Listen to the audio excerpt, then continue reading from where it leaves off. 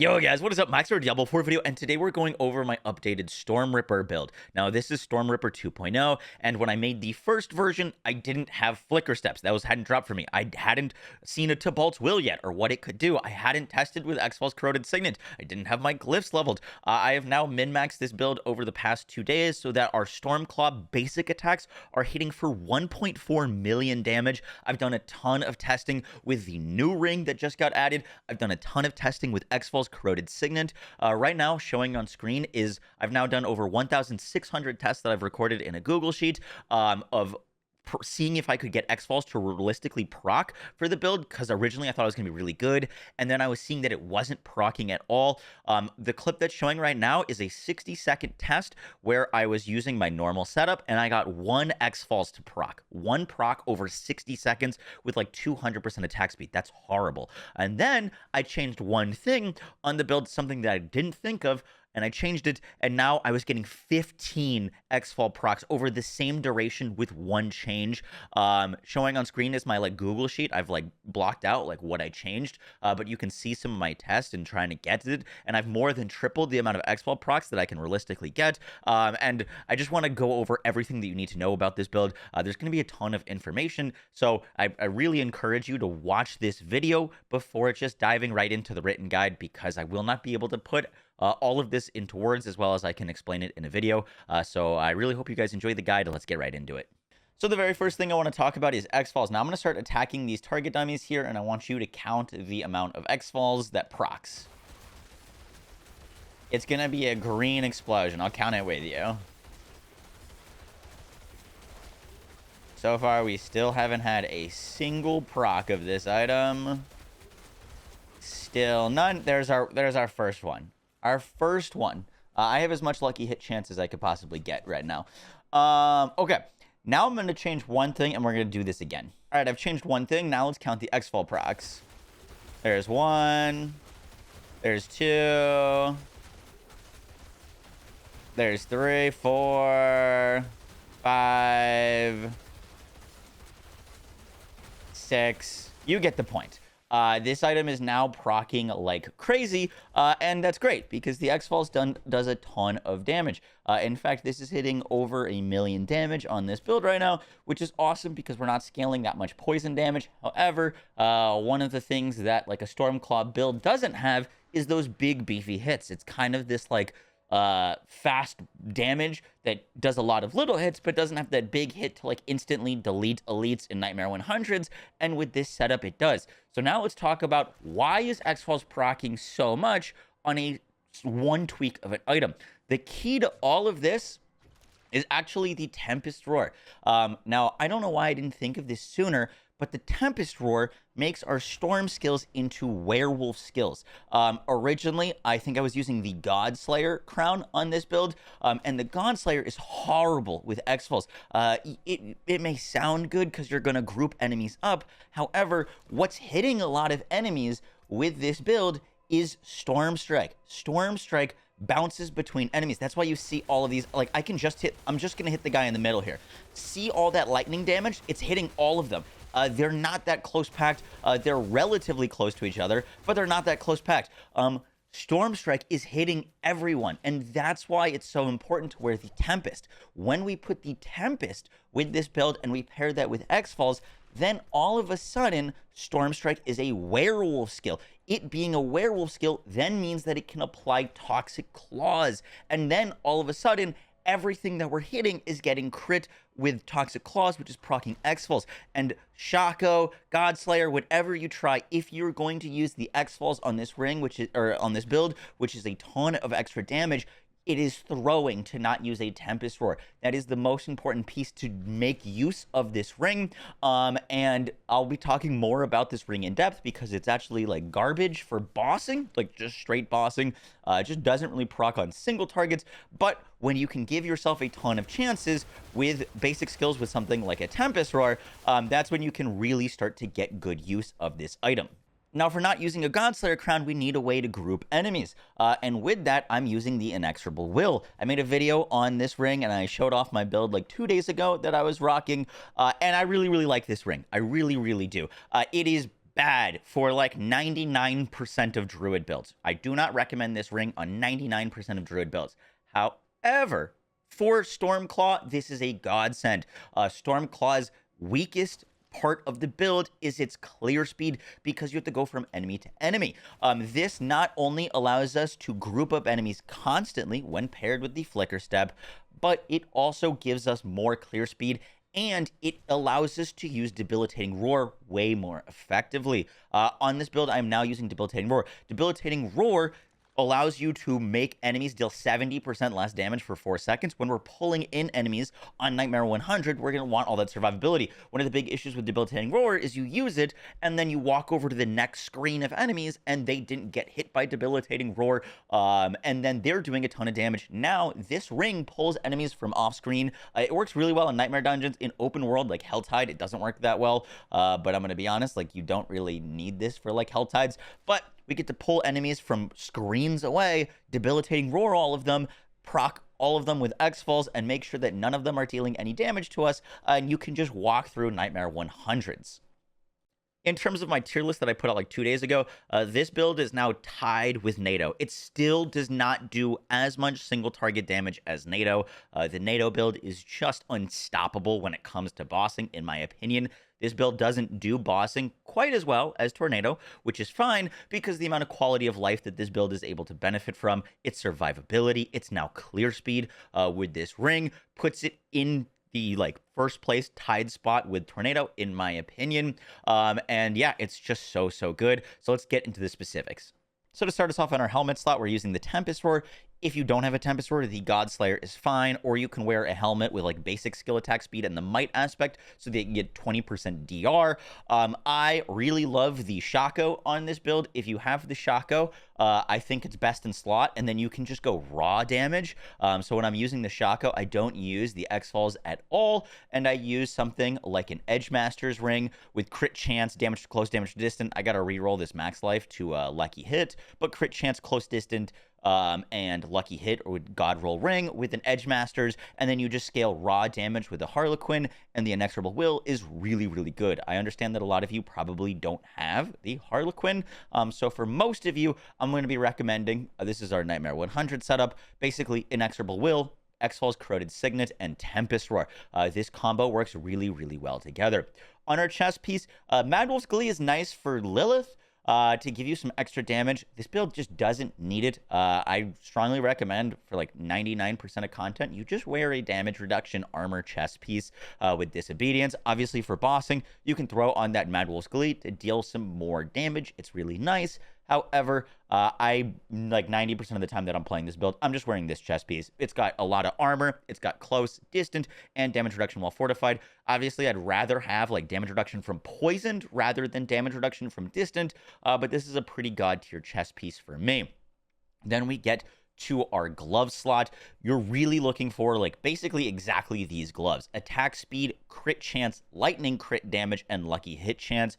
The two big priorities, I guess the three big priorities here, are attack speed, crit chance, lucky hit. If you can get those three, it really doesn't matter what else is on the gloves. Lucky hit is a huge part of this build, and so you're going to want as much as possible. And then for the actual aspect, we're using the overcharged aspect. This is a ton of extra damage for the build. Whenever we do lucky hit, we have a up to 20% chance to cause this lightning overload effect that does a ton of damage and scales with a lot of our all damage dealt multipliers. We're scaling a lot of all damage on this build because we've got lightning damage, we've got poison damage, we've got physical damage, and so that's kind of the philosophy of this build. And then we've get into our pants. Now, when I said this in the beginning of the video, when I first got StormRipper and tried to do a Stormclaw build, I had never seen these pants. And they are so great. The reason I really like them is I like pairing them with the Flicker Step. Flicker Step gives you constant evade back, and then you can constantly evade with Metamorphosis to get your cooldown back. We are using Petrify. This feels like cheating to me.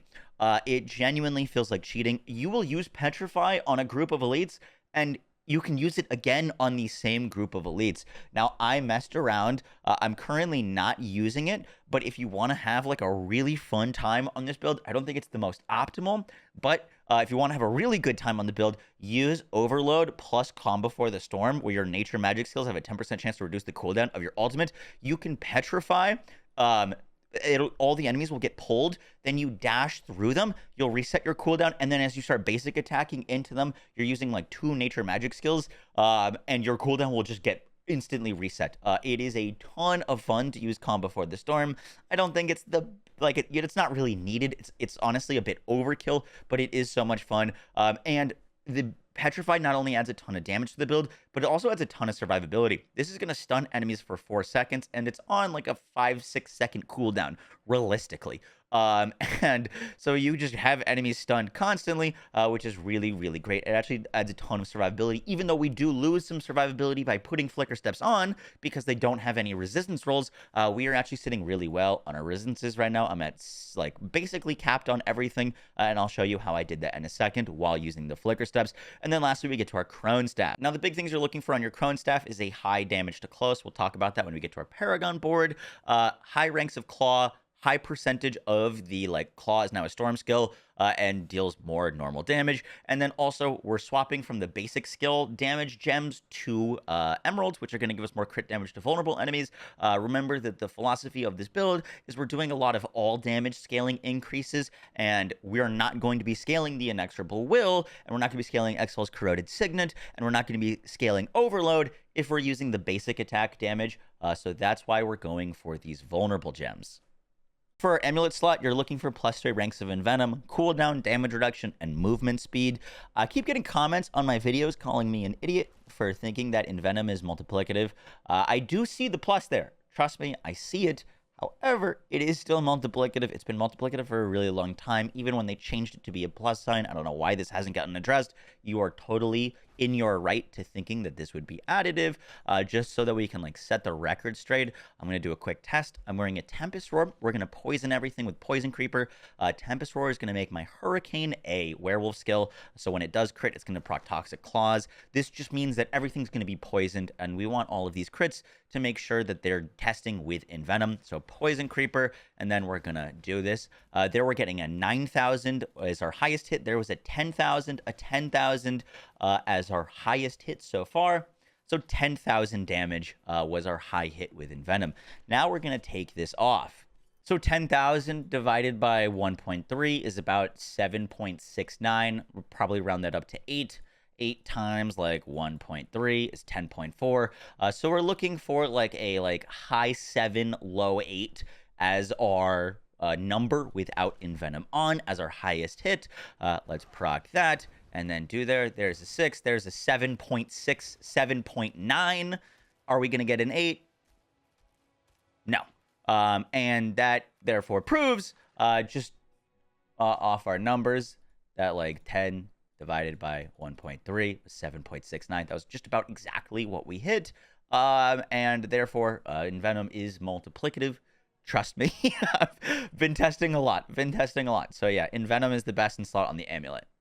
For our rings, and I've kind of touched on this already, I like using the Inexorable Will and the Exhal's Corroded Signet with Tempest Roar. If I'm using Harlequin or I want to use the God Slayer, I would not use X-Falls. X-Falls is only worth putting on if you are going to be rocking a Tempest Roar. Otherwise, please do not use this ring. It is a trap. I don't know why it works so poorly on Druid. You would think if you were like constantly basic attacking with poison, it would proc a lot. That doesn't seem to be the case. I don't know if the poisons are overwriting each other on a lot of other characters, like on all my testing on Fire Sork. As long as you had multiple sources of dot procs, you could increase your chances of X-Falls procking. It seems like the Toxic Claws and the Werewolf Poison is just kind of overwriting each other, or maybe they just have a really low lucky hit chance, even though it says that it does have a high lucky hit chance. I have done a ton of Lilith kills with the Poison Fierce Claw on, plus Toxic Claws, plus high lucky hit, plus good crit chance, and I will go an entire Lilith kill without seeing a single X-Falls proc. And so if you're not using Tempest Roar for mobbing, don't use X-Falls. Trust me. For like my damage rings that I like using right now, for Lilith, I'm using, ideally, your perfect ring is going to look something like this: crit chance, close, distant, and lucky hit chance. I just haven't rolled this max life to lucky hit yet, so I could be doing even more damage. The reason you want close, distant, this is like a god tier ring. It's a max roll close, it's a max roll distant. The reason you want these things, and they're so important, is because of the Thunderstruck node. Storm skills deal increased damage equal to 20% of your close and damage versus distant bonuses.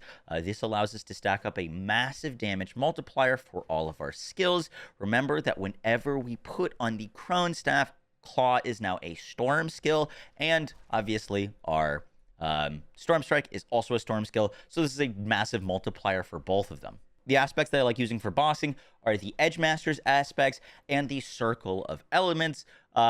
Obviously, Edge Masters is the thing that you like, if you're always going to put on. Like, if you're going to replace one ring, this should kind of always be slotted.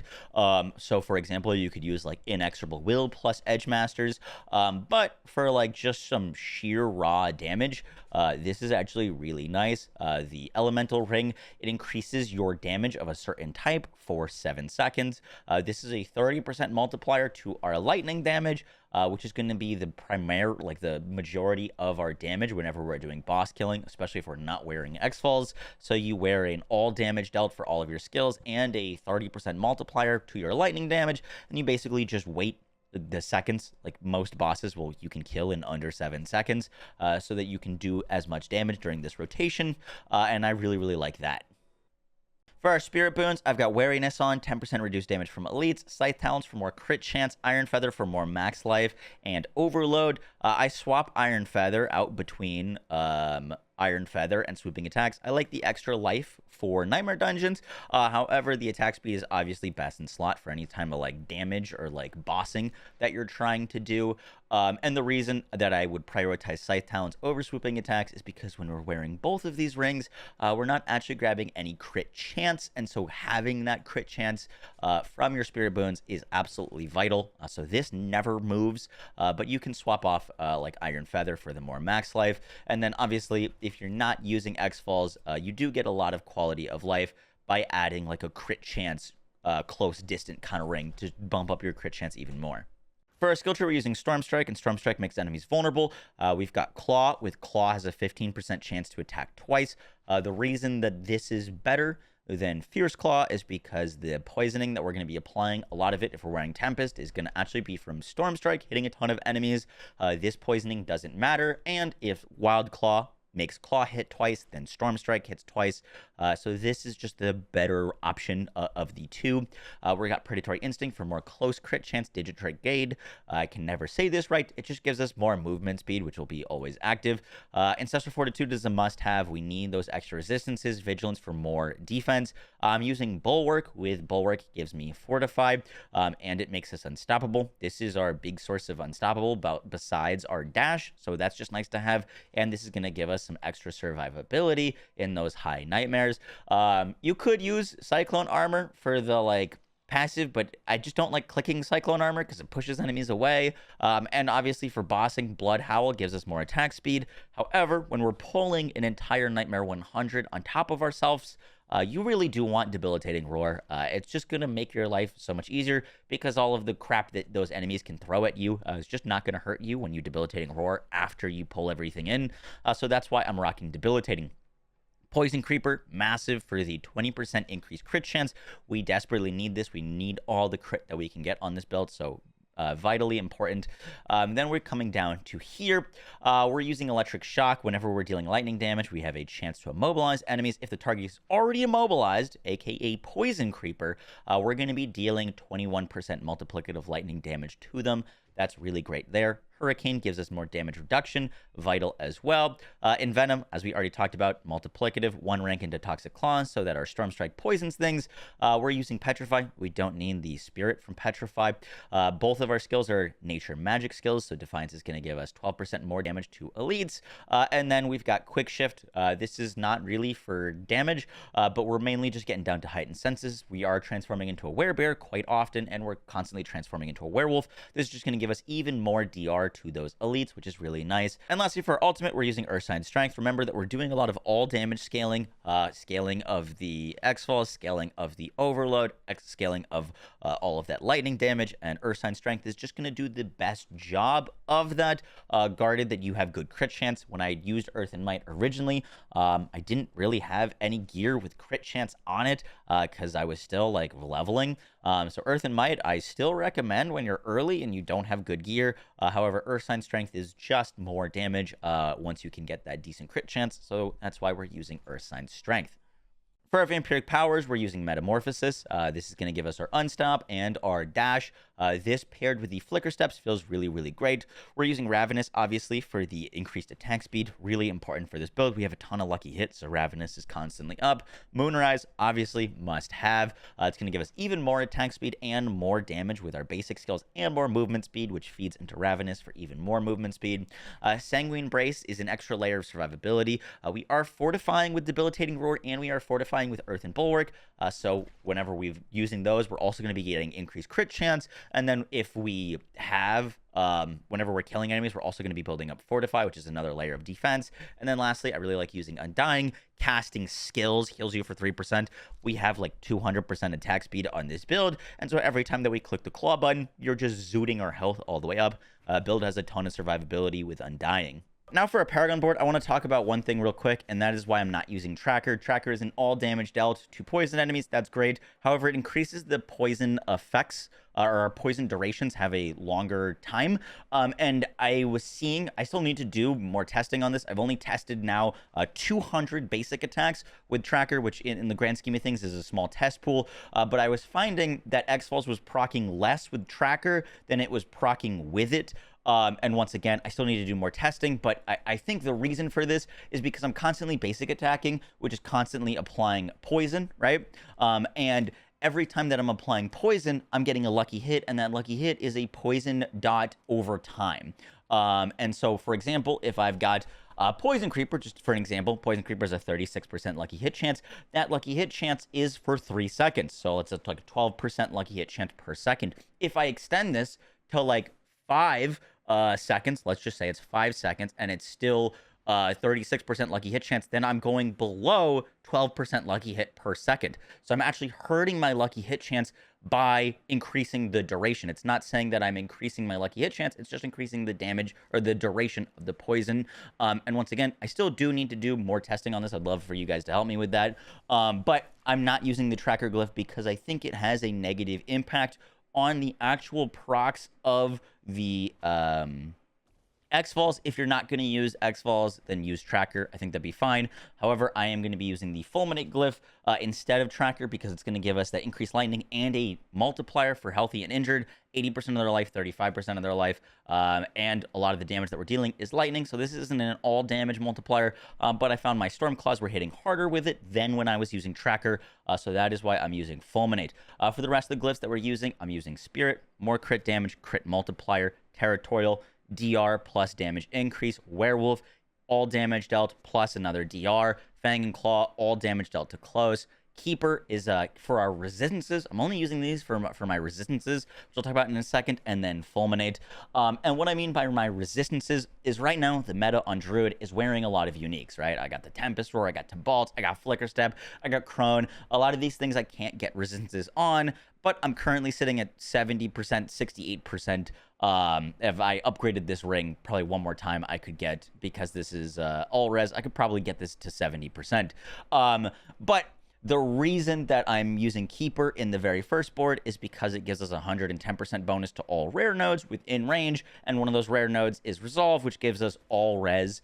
And so I'm using this to basically get my resistances up. It does have the added bonus of giving us a ton of extra percentage increase to our damage and more willpower, which is all great, but I'm really here for the resistances. This is not max level yet. When I get my Keeper glyph max level, I do plan on unspecking out of here. I've got Suffused Resilience right now for an extra 6% to all resistances, plus another 3%, which is pretty massive. But once I get my Keeper glyph all the way leveled up, I do plan on specking over here and grabbing all of this extra armor that I can have. I just don't have the capacity for that right now. I could lose a little bit of damage, but once I get my Keeper glyph leveled up, I'm going to unspec out of here and grab this, like, what is it? 200 plus another 150, 350 armor, which is going to be really, really nice for our build. Now for the actual Paragon board, Keeper in the first socket, I already went over that. We got Territorial in the Thunderstruck board for more damage to our close, and this also feeds into Thunderstruck, which is great. Then we're going into the Inner Beast board, where I've got Fulminate socketed for more lightning damage. Then we're moving over to the right, Constricting Tendrils. This is where I got the Spirit board. I could lose some damage in Spirit. I'm like cranking up this right now, so like I could lose some of these dex nodes if I wanted to make this do less damage, and then grab a little bit more defenses. But I found just pumping this has been really, really fun. And then we're moving over to the right to the Heightened Malice board. Originally, I had Heightened Malice, which I actually really liked. Really, really good, but it's just for mobbing. We can move some points around and get Heightened Malice, and then it's really, really great for Nightmare Dungeons, but I constantly had to unspec it for bossing to be, like, more efficient, and I just didn't like doing that. So that is why I'm not running Heightened Malice right now. We just don't really need it. Our like AoE damage is really good. Our bossing is the thing that needs a little bit more work. So that's why I'm not speccing into Heightened Malice at the moment. And then we go down into the Lust for Carnage board, where I've got Werewolf for our increased damage while in werewolf form. Guys, that is going to do it for the video. I hope you enjoyed. I don't usually ask for like likes on build videos, but a ton of testing went into this, and if you learned something new from this build and this video, I really do appreciate you hitting that like button. It helps the video out a ton. I will not be able to post as much videos this coming weekend. It is my engagement party. I did get engaged fairly recently, so just don't expect that many videos this weekend, but I will have a Corpse Explosion build video hopefully out tomorrow that is hitting for 40 million on Corpse Explosion. It's absolutely crazy. And yeah, I will see y'all in the next one. Peace.